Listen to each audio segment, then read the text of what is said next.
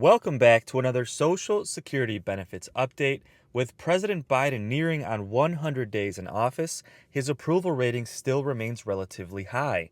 Now, with that said, President Biden made a lot of promises on the campaign trail, and he needs to follow through on these promises in order to maintain that high approval rating.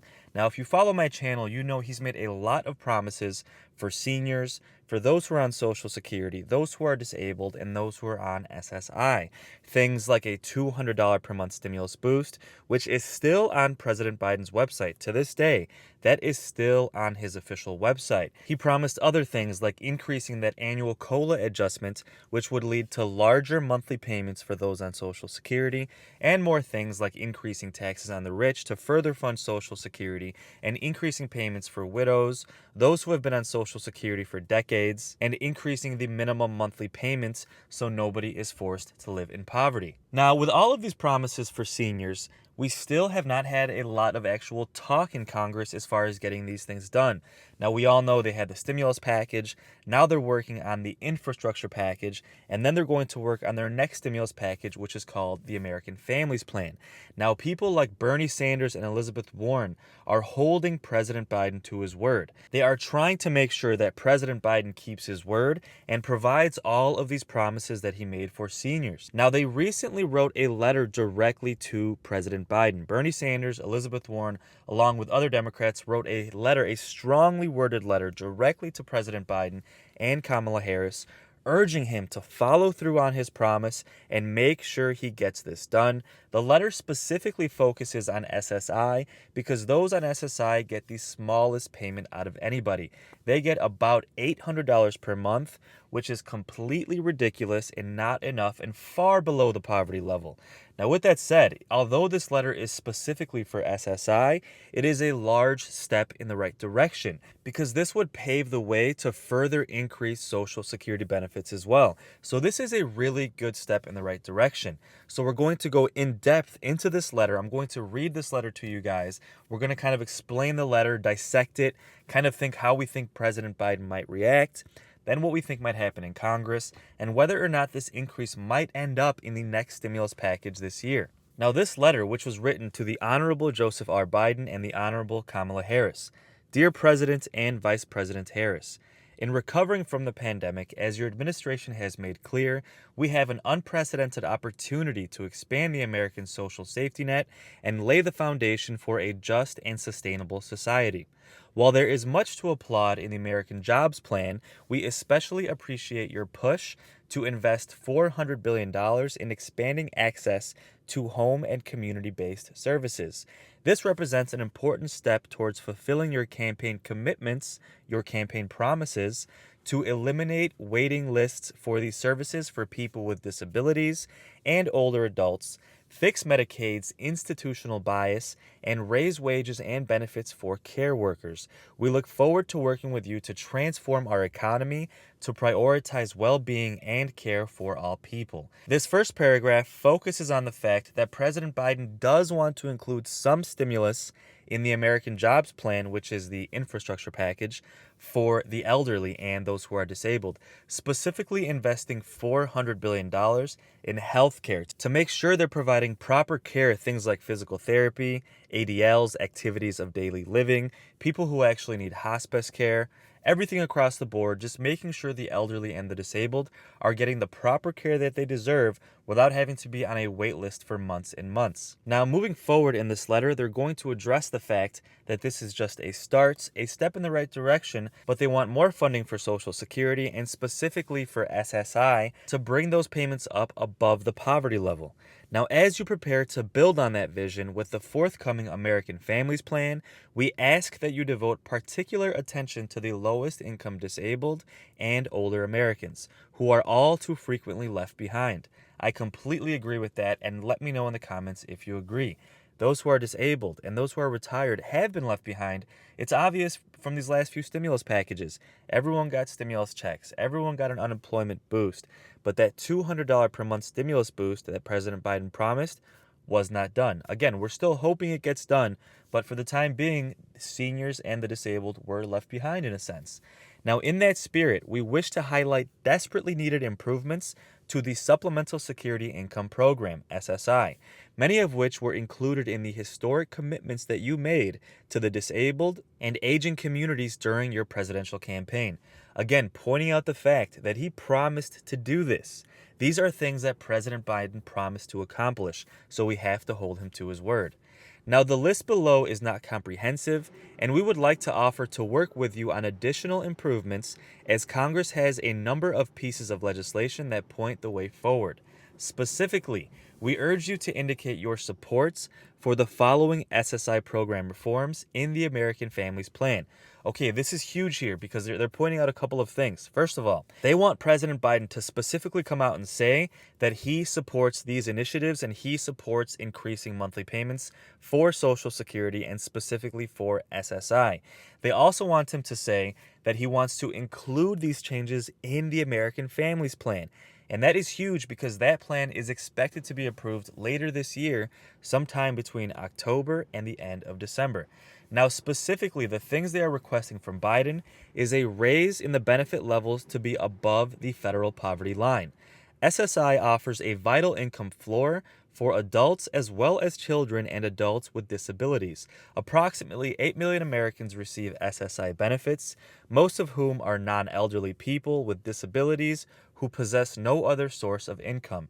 SSI represents a vital lifeline for these Americans without which they would be unable to meet their fundamental needs. Unfortunately, the federal government has failed to adequately maintain this lifeline. And guys, let me know in the comments if you agree. SSI benefits have long been inadequate, with the federal benefit level standing at only $794 a month, far below the federal poverty line. During your campaign, you called for addressing this crisis, rightfully pointing out that people with disabilities and older adults should never have to live in poverty in this country. We believe you were correct and ask that you raise the benefit to at least 100% of the federal poverty line. Again, calling out the fact that these are promises that President Biden himself made to win this election. So, in large part, President Biden won this election because he got the elderly vote, because he got the vote from those who are disabled. So he needs to follow through on his promises. Secondly, they are requesting President Biden increase the SSI asset limit and index it to inflation going forward. Over the last several decades, SSI has been permitted to degrade, with income and asset restrictions failing to keep pace with both inflation and our country's evolving approach towards the inclusion of people with disabilities in the workforce. SSI's asset limit, last updated in 1984, restricts recipients to $2,000 in countable assets and $3,000 for married couples. Because this limit is not indexed to inflation, it grows steadily more draconian each year. Lifting this asset cap is long overdue and is also consistent with your campaign commitments. So to explain this, basically, in order to qualify for SSI, you have to have $2,000 or less in assets. Now, that rule was put in place 40 years ago. Now, with inflation, with everything going up, they need to change this because now people basically have to be insanely poor just to qualify for SSI. And originally, that was not the intention of SSI. Originally, when SSI was created, more people would qualify, but now it's becoming more and more difficult to qualify because you can't even have a couple $1,000s in your bank account without getting kicked off of SSI. Completely unfair. Not only that, the income restrictions have not been increased either. And one thing Bernie Sanders pointed out is that now those who are disabled are being included in the workforce more. So, for example, companies like Starbucks, they make it a point to try and hire some people who have some form of disability to make sure we're including these people in the workforce. So they go to Starbucks or some other job like that. They'll work 10 hours a week, so they'll make a few $100s a week, but that disqualifies them from SSI. Bernie Sanders wants to change this. He says, hey, those who are disabled should be able to work a couple of days a week and still get SSI. And that completely makes sense. And let me know in the comments if you agree. Now, thirdly, update the income exclusions and index them to inflation going forward. That is essentially what I just described. SSI recipients are subject to an aggressive income test, with benefits phasing out at a rate of $1 for every $2 of income. So for every $2 you make working, your SSI is reduced by $1. In order to encourage work, in 1962, Congress established an $85 per month income exclusion in one of SSI's predecessor programs, permitting recipients to keep their first $85 a month in earnings without benefits being phased out. That was all the way back in 1962. Shamefully, the modern-day SSI program maintains the same income exclusion 60 years later. This needs to be increased. People should be allowed to make a little bit of money without having their SSI benefits cut. For example, you should be allowed to make $1,000 a month without having your SSI benefits cut to encourage work and encourage you to live a life of dignity. People want to work. People want to make their own money. They simply can't. And the SSI benefits should not be penalized if you work a couple of days a week. And lastly in this letter is to eliminate the marriage penalty and in-kind maintenance and support rules that reduce benefits for those who receive shelter, meals, and groceries from family or friends. During the campaign, you called for eliminating SSI's marriage penalty as well as the in-kind support provision, which reduces beneficiaries' benefits by 1/3 if they accept food and shelter from family or friends. Presently, these punitive rules keep SSI recipients from marrying who they love and require recipients to report borrowing food from a roommate, for example, or a parent treating them to dinner. They are complex to administer and even more complex for beneficiaries to navigate and should be eliminated. Basically, these rules further do not allow those who are on SSI to live a life of dignity. If you're on SSI, you cannot have a family member buy you a meal or let you live with them to help you without reporting that to SSI and then having your benefits cut. Again, makes no sense. If we're trying to help those who need help, why are we then punishing them when their family helps them? It's not like your family is giving you a Rolls Royce or a Tesla and giving you a mansion to live in. If they're giving you a room and a bed to lay in and they're giving you food to eat, your benefits should not be cut. And this is something President Biden promised, and this is something that Bernie Sanders is holding him to his word for. Now, to end this letter, they said, these reforms are not only consistent with the imperatives of disability and economic equality, they would also advance racial justice. Nearly 1 in 4 Black and Hispanic Americans receiving SSDI also receive SSI. You will be taking strong and necessary steps to alleviate poverty that disproportionately impacts disabled people of color. People with disabilities and older adults receiving SSI represent some of the most marginalized members of our society. History will not forgive us if we fail to address their needs in the recovery efforts. We ask that you prioritize these essential SSI reforms in the American Families Plan and stand ready to work with you to make them a reality. Guys, such a good point. We're in the middle of a recovery process, and President Biden's campaign and current administration is focusing on recovery. Build back better, build back the economy, build back the middle class, and help those who need the help the most. So how can we not reform SSI, and how can we not reform Social Security benefits? And guys, let me know in the comments if you agree. Such a good letter and such a good message with Bernie Sanders, Elizabeth Warren, and fellow Democrats holding President Biden to his word and pushing him to include reform in his next stimulus package at the end of this year. So again, all really good ideas and really good steps in the right direction to help those who are on Social Security.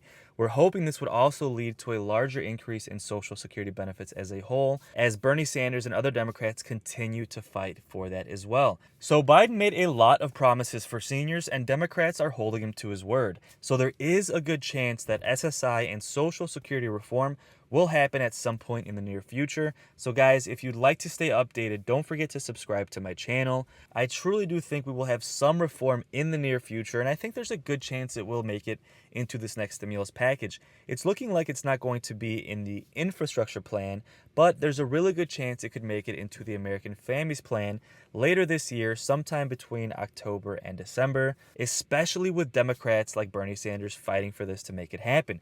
And Biden wants to keep his approval rating high. Currently, his approval rating is relatively high, but if he doesn't follow through with these promises, it will drop. And let me know in the comments if you voted for Biden based off of these promises. Let me know if you think his approval rating will drop. if he doesn't follow through. We have an update from NBC regarding Biden's approval rating and breaking it down by category: immigration, gun control, stimulus, things like that. So let's take a look at this video and see how his approval ratings compare category by category. Welcome back. I'm going to start things off with our new NBC News poll that we're debuting this morning as we approach President Biden's 100th day in office. The president's approval rating among everyone sits at 53%, against 39% who disapprove. When you narrow it down to just those who are registered voters, it narrows slightly. 51% approve of his job, 43% disapprove, 6-point net difference. That 43% looks familiar, though, if you've followed the polls last year. Still, either approval rating, by the way, is higher than Donald Trump had at any time during his presidency. He never touched 50 once. Mr. Biden gets high marks for handling of the coronavirus, the economy, and uniting the country. But there are warning signs here on guns and immigration in particular. So let's bring back the panel. Peggy Noonan, you know, it's interesting. I hope you saw our word clouds. We asked people sort of why do they approve or why do they disapprove? And you sort of saw it in stark differences, right? It was not Trump jumps out among the approvers. Yes. And it's a little less obvious on the other side. Cognitive issues and border jump out, and that. Okay, so a lot of issues thrown out there: immigration, gun control, cognitive issues seem to be the main reasons why people don't like Biden. Let me know in the comments if you agree with that. One of the main reasons they like him is because he's handled the COVID-19 crisis well, and quite frankly, he's not Trump. Guys, let me know in the comments what you think of that. With that said, they didn't mention Social Security or retirement benefits. Those things tend to not really make it on these high-level polls, but I should have some deeper polls for you guys later this week, something that dives deeper into the issues and covers Social Security benefits as well. But with that said, we're heading in the right direction, guys. We have high-level Democrats like Bernie Sanders fighting for reform and sending letters directly to President Biden. So the next best thing we could have is Biden respond to this letter. We need Biden to come out and give a formal response to this letter and voice his support for these reforms. So we're hoping that happens soon. So don't forget to subscribe. I will keep you updated on President Biden's response, Social Security updates, and personal finance videos in general. So please like this video if you like this content and share this channel with anybody who you think might find this helpful. And with that said, guys, thank you so much for watching. And until the next video, take care and have a great day.